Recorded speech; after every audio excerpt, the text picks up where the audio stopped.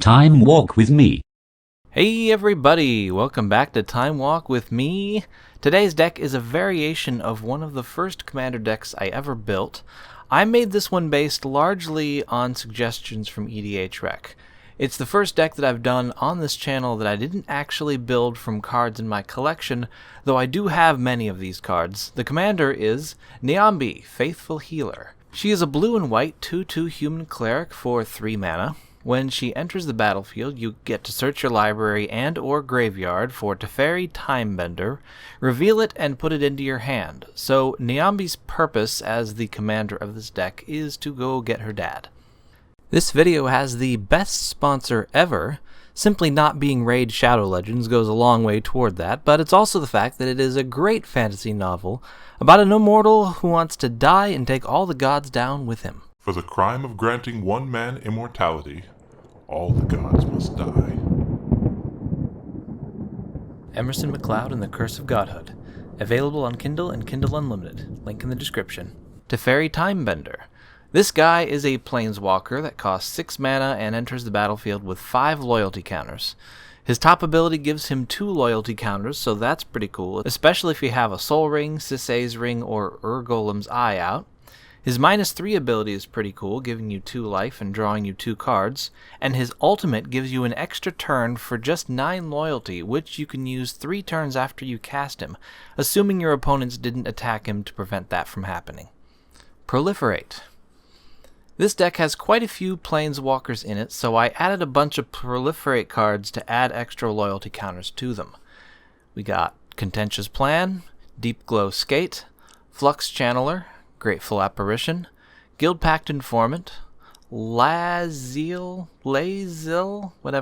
Vlakith's Champion, Reject Imperfection, Steady Progress, Tekuthal Inquiry Dominus, Tezzeret's Gambit, Thrumming Bird, and Viral Drake.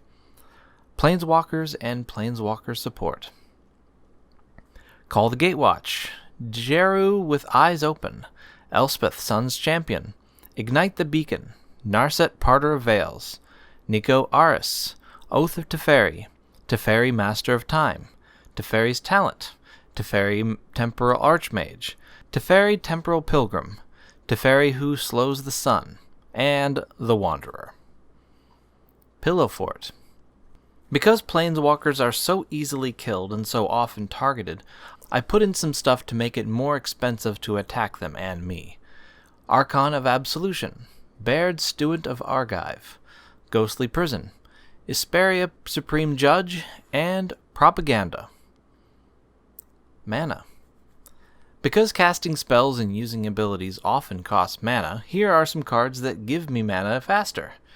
Arcane Signet, Mind Stone, Relic of Legends. This produces mana and makes my legendary creatures into mana producers too. Sisay's Ring / Golem's Eye. These are basically the same card, but since they have different names, they can both go in here. These 2 and 1 other 2 mana producing mana rock make good targets for Teferi's artifact untapping ability. Solemn Simulacrum, Soul Ring, and Wayfarer's Bauble. Removal.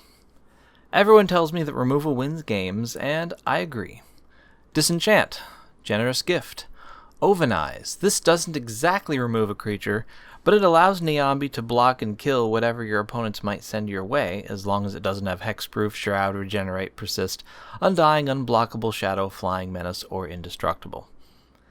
Path to Exile, and Swords to Plowshares. Counterspells. These plus the removal constitute this deck's interaction section. Counterspell, Disruptive Student, and Negate. Other. Approach of the Second Sun. This is the main win condition of this deck. Dramatic Reversal. This isn't here as part of any infinite combos, it's just a cool card on its own that could come in very handy. In fact, I avoided putting any infinite combos or even anything overly valuable. I was dealing with whatever cards I wanted to put in, but I didn't want to put in anything that would make the deck too difficult to actually assemble, because I might actually want to. Hullbreaker Horror. This guy is super cool and super annoying. It makes all your spells bounce something to its owner's hand, and if the spell that triggers Hullbreaker's Horror ability is an instant, it can bounce a spell, which is a little like countering it.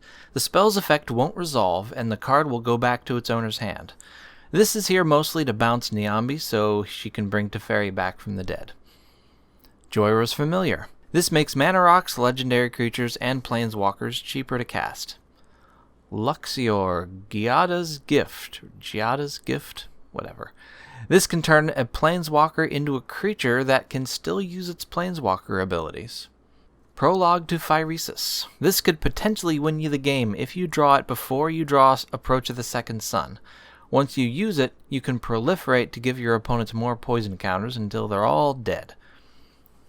Wrath Capashen, Ship's Mage. In many cases, it is to your advantage to wait until the end of an opponent's turn just before your turn to cast a spell. This leaves your mana open during their turns to counter spells, and it puts them on the defensive to see that you have mana open and cards in your hand. The more cautiously your opponents play, the more opportunities they'll miss to do bad things to you. Spark Double. This can duplicate one of your planeswalkers, and when it does, it's not legendary, which prevents it from dying immediately. Teferi, Mage of Zhalfir. Allowing you to play spells during your opponent's turns is great, and so is confining your opponent's spells to their own turns. But if that's a problem for them, they'll probably just end up killing this Teferi, but it's better than losing a planeswalker. Teferi's Ageless Insight. This doubles your draws except for the first one during your draw step.